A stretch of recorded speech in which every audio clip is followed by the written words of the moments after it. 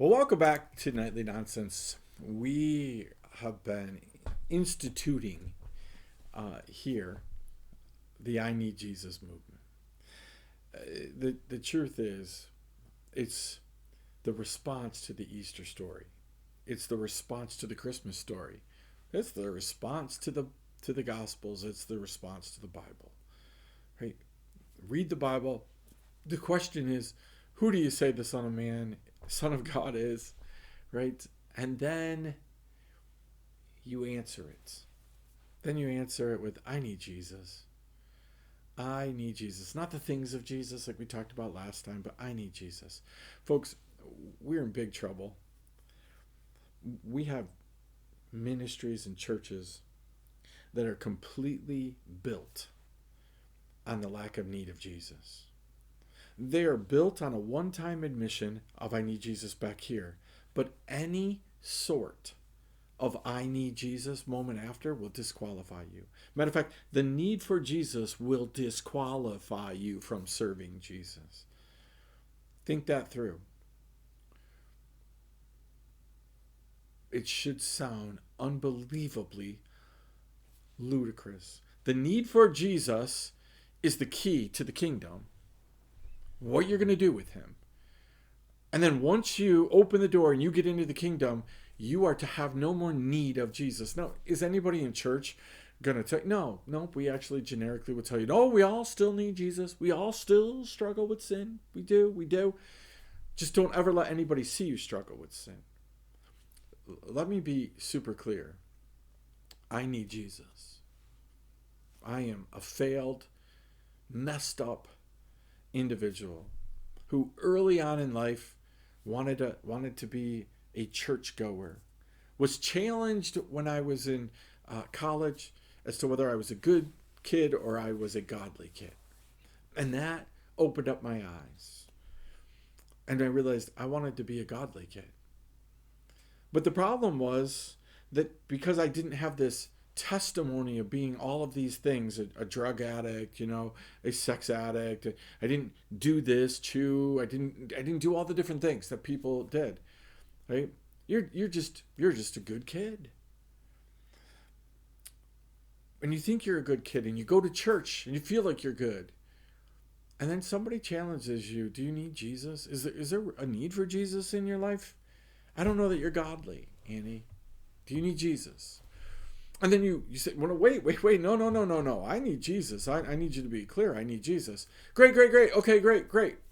Now you can actually be a part of church. You said you needed Jesus. But do not in any way, shape, or form ever exhibit that. Don't show that you have a need for Jesus. Just say that you have a need for Jesus. There is such a disconnect in our church world today. We refuse to allow people to need Jesus.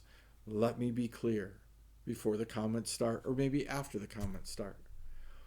You do not go out and sin and prove your need for Jesus so that you can have more of Jesus. Paul is super clear. Don't go sin so grace can abound.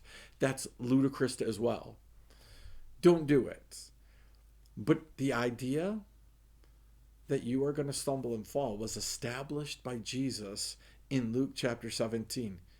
In this world, you're going to have trouble. In this world, you are going to fall. In Luke 17. In this world, you're going to have mishaps. But woe to him who causes somebody to stumble. We're not to be walking around being stumbling blocks to each other. That's on the front side of sin, by the way, and on the back side of sin. But you and I need to stop with this incessant fear of being able to declare that we need Jesus in any moment. That somehow we live in this fear that if I declare I need Jesus, I'm not doing this thing right. Somehow if I declare that I need Jesus, that I'm not going to be able to serve in my positions at church, I'm not going to be able to do anything. Let me again be clear. Your need for Jesus way outweighs any position you could ever serve in church. And quite frankly, you're never going to be able to do that position well and right without a need for Jesus.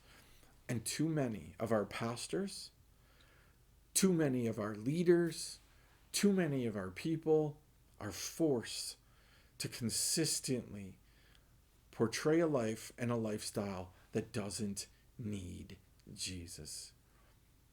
When did perfection become the way to get to heaven?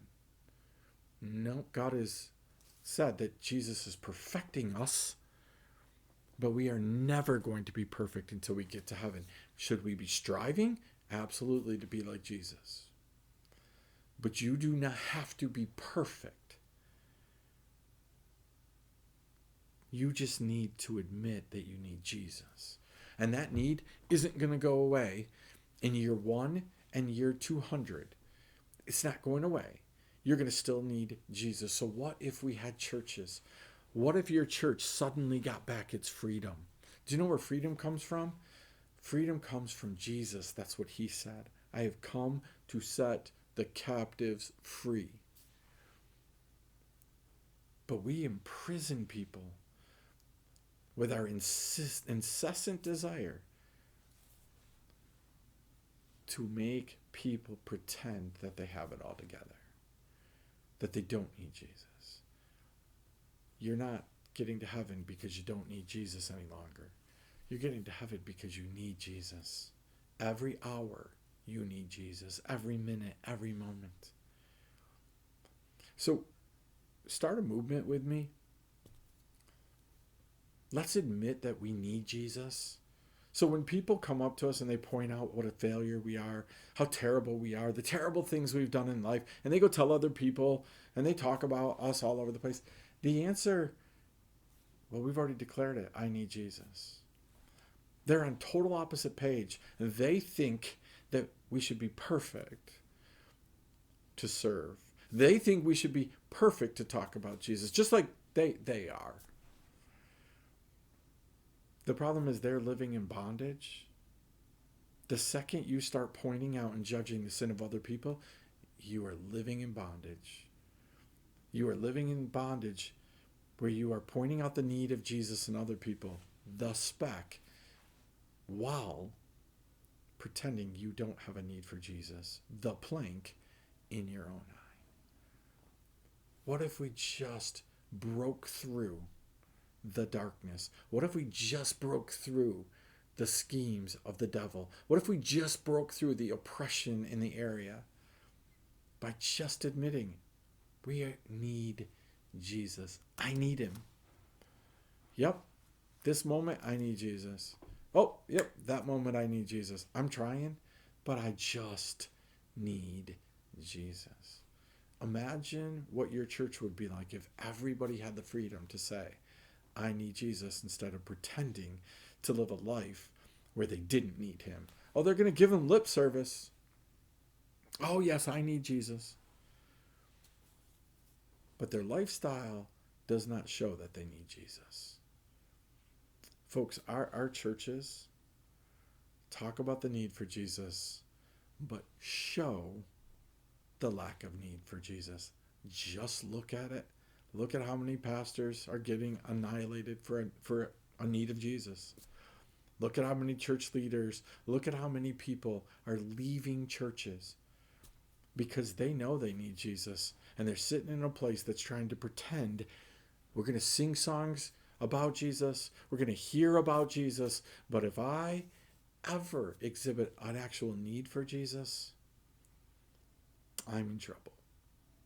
Oh, I'm sure that your church is not that church. I'm sure your church has it all together. Only go into the community and ask. Ask the people who have left your church if they believe that the people in your church actually need Jesus. Be brave. What if we all said I need Jesus and wore the t-shirt that said I need Jesus? What if that was our declaration to people around us? What freedom would that bring? Chew on that. We'll see you next time right here, Nightly Nonsense.